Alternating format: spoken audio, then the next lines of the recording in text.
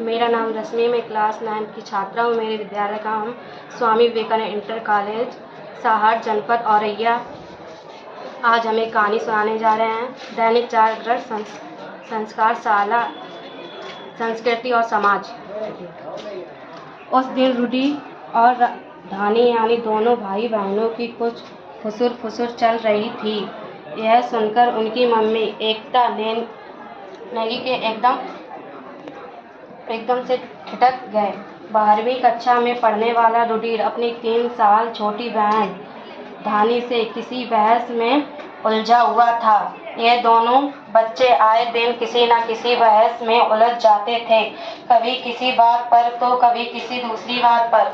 उनकी मम्मी ने जब देखा दोनों में गर्मागर्म बहस हो रही है तो वे कान लगाकर सुनने लगी। धानी बोली, भैया तुम इस दीपावली पर मेरे घरौंदे बनाने में मदद करोगे? बोलो करोगे ना? रूडी बोला, मुझे यह सब करने में मजा नहीं आता, तुम अपने आप ही कर लेना। धानी को लगा कि उसका भाई नाराज है। उसने पूछा, किसी बात पर गुस्सा हो क्या भैया? धानी भाई के चेहरे को प्रश्नवाचक निगाह से देखने लगी। रूडी ने बेरुखी से जवाब दिया, हाँ मैं तुमसे नाराज हूँ। याद करो तुमने रक्षाबंधन के दिन क्या कहा था? तुमने मुझे राखी की नहीं बांधी थी और कहा था कि राखी तुम मुझे बांधो। हर साल मैं ही क्यों बांधूं? याद है इस चक्कर में हमने रक्षाबंधन का त्योहार ही नहीं मनाया था। सोचा है कभी तुम तो हमारे कंजेस को ही राखी नहीं बेचती हो। यह भी बात हुई।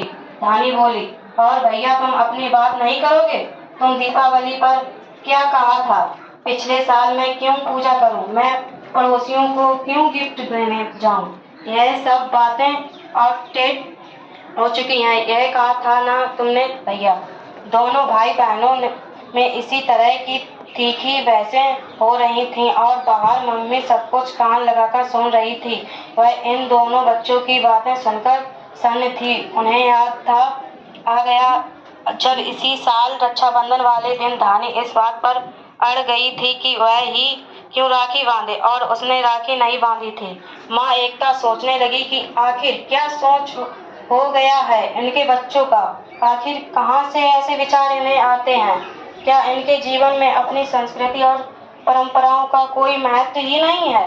इन्हें वे परंपराएं पुरानी लगती हैं। माँ ही उन उदाई आज अगर इनको ठीक नहीं किया तो कल ये सामाजिकता का महत्व भी नहीं समझेंगे।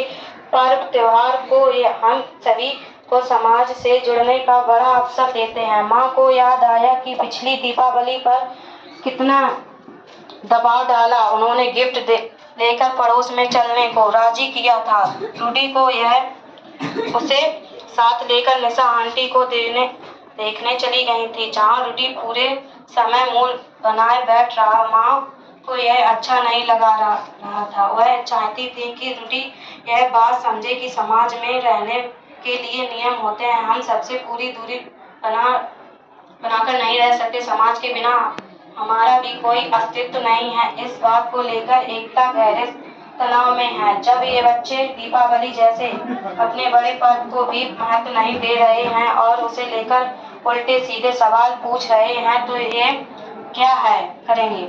इनके जीवन में आखिर कोई मूल्य बचेगा भी या आगे चलकर सब ध्वस्त हो जाएगा?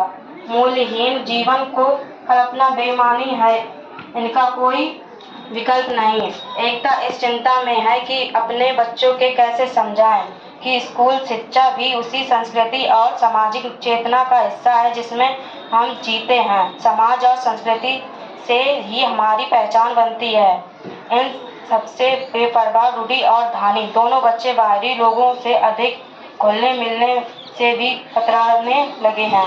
धानी भी कम तनाव में नहीं है कि मम्मी कभी भी कोई सामान पकड़ाकर किसी के घर भेज देती, उसे यह व्यर्थ की बात लगती है। रूडी भी इन सब बातों को लेकर खिंचता रहता है। इन बच्चों की नज़र में एक तरह की परेशानी है, बोझ है।